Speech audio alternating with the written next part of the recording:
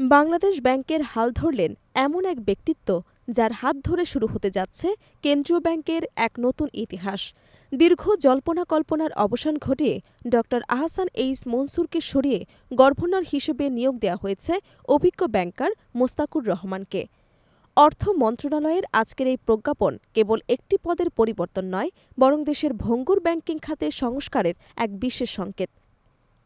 কে এই মোস্তাকুর রহমান? কেনই বা বাইরের কোনো অর্থনীতিবিদকে না নিয়ে কেন্দ্রীয় ব্যাংকের ভেতর থেকে একজনকে বেছে নিল সরকার? অর্থ মন্ত্রণালয়ের এক প্রজ্ঞাপনের মাধ্যমে বাংলাদেশ ব্যাংকের ১৪তম গভর্নর হিসেবে নিয়োগ পেয়েছেন মোস্তাকুর রহমান। সদ্য বিদায়ী গভর্নর ড. আহসান এইচ মনসুরের স্থলাভিষিক্ত হয়ে তিনি আগামী ৪ বছরের জন্য কেন্দ্রীয় ব্যাংকের প্রধান হিসেবে দায়িত্ব পালন করবেন। খুলনার দিঘলিয়া উপজেলার এই কৃতি সন্তান মোস্তাকুর রহমানের কেন্দ্রীয় ব্যাংকে যাত্রা শুরু হয়েছিল ১৯৯৯ সালে সহকারী পরিচালক হিসেবে।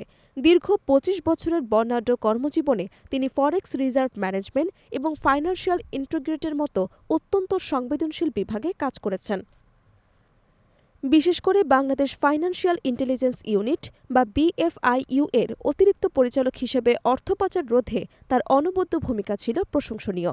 বিদেশের মাটিতে পাচার হওয়া অর্থ ফিরিয়ে আনা এবং দেশের অভ্যন্তরীণ ব্যাংকিং শৃঙ্খলা ফেরাতে তার অভিজ্ঞতা তাকে অন্য সবার চেয়ে এগিয়ে রেখেছে। তার এই দীর্ঘ অভিজ্ঞতা এখন দেশের সংকটাপন্ন ব্যাংকগুলোকে টেনে তোলার ক্ষেত্রে বড় হাতিয়ার হয়ে উঠতে পারে। নতুন গভর্নর মোস্তাকুর রহমানের সামনে এখন আগুনের পাহাড় সমান চ্যালেঞ্জ। দেশের আকাশচুম্বী মুদ্রাস্ফীতি নিয়ন্ত্রণ করে সাধারণ মানুষের স্বস্তি ফেরানোই হবে তার প্রথম কাজ। এছাড়া দীর্ঘদিন ধরে চলা ডলার সংকট সমাধান এবং বৈদেশিক মুদ্রার রিজার্ভে স্থিতিশীলতা আনা তার জন্য হবে এক কঠিন পরীক্ষা। ব্যাংকিং খাতের লুটপাটকারীদের বিরুদ্ধে ব্যবস্থা নেওয়া এবং গ্রাহকদের আস্থার জায়গা পুনরায় তৈরি করা এখন সময়ের দাবি। অর্থনীতিবিদদের মতে, যেহেতু তিনি দীর্ঘকাল বাংলাদেশ ব্যাংকের বিভিন্ন গুরুত্বপূর্ণ উইংয়ে নেতৃত্ব দিয়েছেন, তাই কেন্দ্রীয় ব্যাংকের স্বায়ত্তশাসন রক্ষা এবং সঠিক সময়ে সঠিক সিদ্ধান্ত নেওয়ার ক্ষেত্রে তিনি কোনো বাইরের চাপের মুখে নতি স্বীকার করবেন না, এমনটাই প্রত্যাশা করা হচ্ছে। মোস্তাকুর রহমানের এই নিয়োগ দেশের আর্থিক খাতের অস্থিরতা কাটাতে কতটা কার্যকর হয়, এখন সেটি দেখার বিষয়।